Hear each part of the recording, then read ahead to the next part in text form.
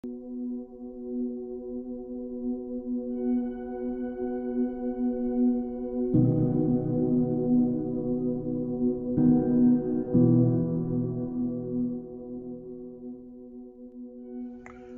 meus amados irmãos, a paz do Senhor.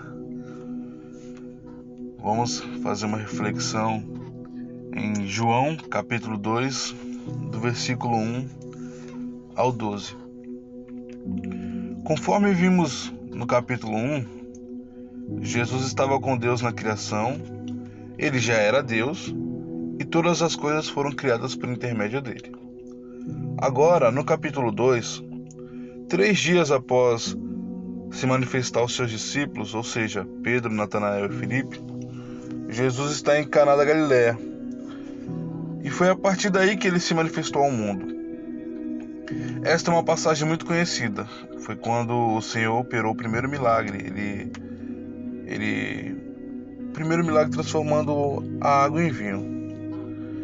Me chamou muita atenção a forma como o Senhor tratou Maria, pois ele se dirigiu a ela como Senhor e não como filho. Olha só, João, capítulo 2, versículos 3 e 4. Tendo acabado o vinho, a mãe de Jesus lhe disse: Eles não têm mais vinho.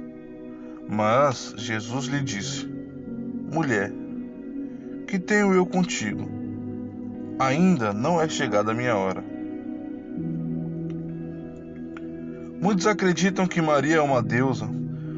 Outros oram para ela pedindo que ela interceda, e não somente a ela, mas aos apóstolos também. E não há embasamento bíblico que nos leve a pensar nela como uma deusa ou intercessora. Mas então, o que a Bíblia nos ensina?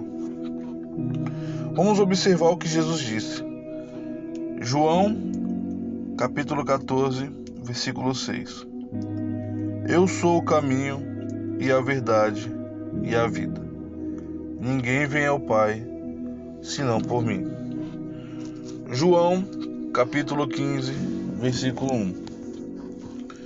Eu sou a videira verdadeira e o meu Pai é o agricultor. João 12, 46.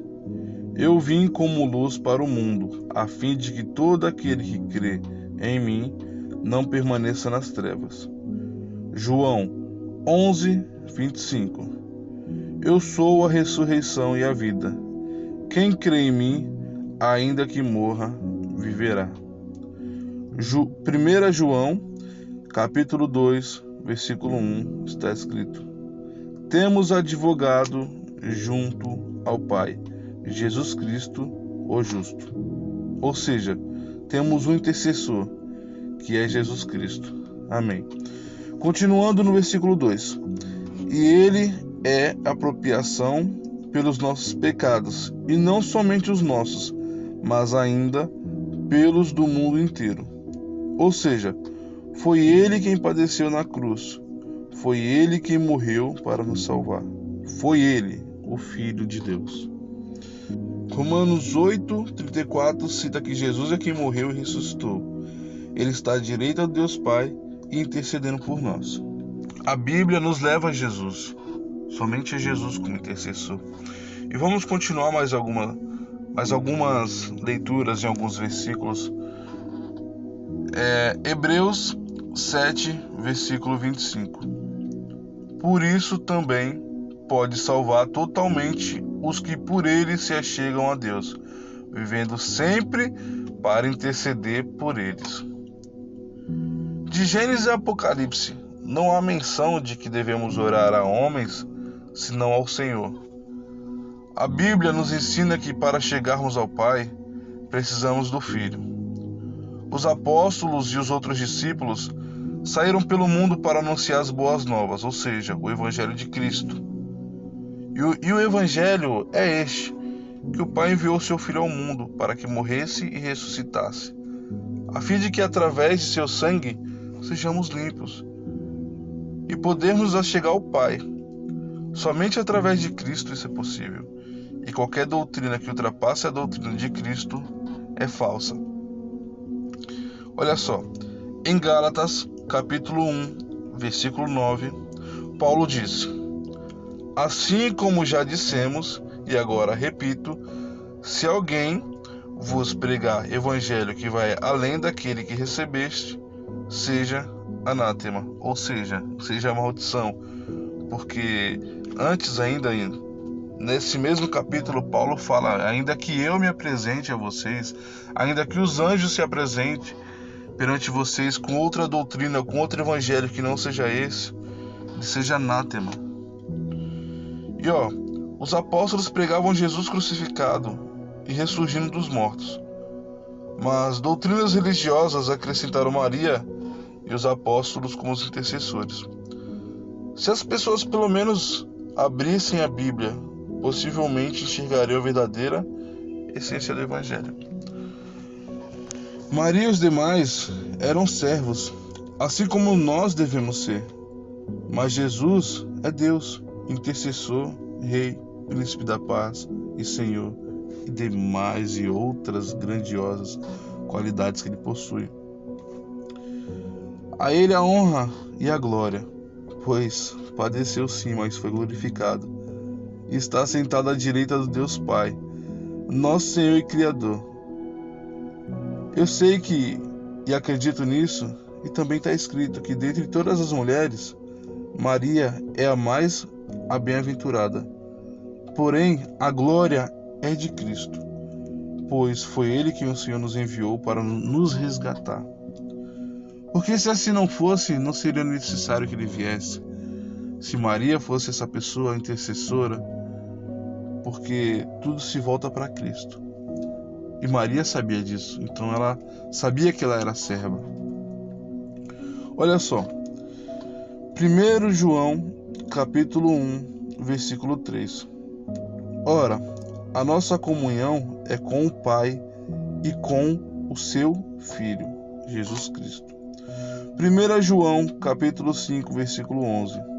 E o testemunho é esse, que Deus nos deu a vida eterna, e esta vida está no seu Filho. Ao Senhor Deus Pai, meu irmão, seja a honra, seja a glória para todos sempre. E ao seu Cordeiro Santo digno é, pois o Senhor exalta o seu nome acima de todos os nomes. Aleluia. Em 1 Timóteo, capítulo 2, versículos 5 e 6. Porquanto há um só Deus e um só mediador entre Deus e os homens, Cristo Jesus, homem, o qual a si mesmo se deu em resgate por todos. Testemunho que se deve prestar em tempos oportunos. Aleluia. Olha a exortação de Paulo aos Coríntios. Vamos lá. 1 Coríntios, capítulo 1, versículo 13. Acaso está Cristo dividido? Foi Paulo crucificado em favor de vós? Ou foste porventura batizados em meu nome? Naquele tempo os coríntios estavam entrando em divisões. Uns diziam: eu sou de Paulo, outros diziam: eu sou de Apolo, de Pedro, outro de Cristo. E ao analisar o contexto, o que Paulo estava dizendo era o seguinte: Cristo é somente um. Não existe vários Cristo. Então a sua doutrina é a mesma para todos. Porventura, foi Paulo ou outro, além de Cristo, que foi crucificado em favor de todos? Certamente que não. Então Paulo não pode ser louvado, adorado, receber pedidos de oração ou interceder diante do Pai. Não somente ele, pois somente Jesus Cristo é digno, e tudo o que fazemos seja para a sua glória. E a sua glória chega ao Pai, pois ele está no seio, nos braços do Pai. E o Pai está nele, e ele em nós. Nós estamos nele, e isso nos liga diretamente ao Pai. Aleluia. 2 João, capítulo 1, versículo 9. Todo aquele que ultrapassa a doutrina de Cristo e nela não permanece, não tem Deus. O que permanece na doutrina, esse tem tanto o Pai como o Filho. Aleluia. Então, não tem muito mais o que dizer. A Bíblia é bem clara, somente Jesus e mais ninguém.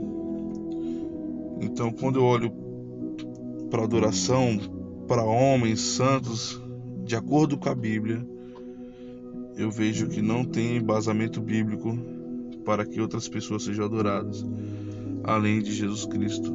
E o louvor que é prestado a Jesus Cristo é dirigido ao Pai. Então, só o Pai é digno de louvor e adoração. E o Senhor exaltou o seu Filho, para que o nome dele esteja acima de todos os nomes. Eu quero deixar mais um versículo só para reflexão, que está em Levítico 26, capítulo 1. Que o Espírito Santo dê entendimento a quem ouviu ou está ouvindo essa palavra. Levítico 26, versículo 1, está escrito: Não fareis para vós outros ídolos, nem vos levantarei imagem de escultura, nem coluna, nem poreis pedra com figuras na vossa terra, para vos inclinardes a ela, porque eu sou o Senhor vosso Deus. Irmãos, a mentira escraviza, e nem tudo o que convence é verdade, mas eu tenho certeza de uma coisa: a verdade liberta. Amém? Compartilhe essa mensagem com amigos e familiares. Que a paz do nosso Senhor Jesus Cristo esteja conosco, o amor de Deus e a comunhão com o Espírito Santo. Amém.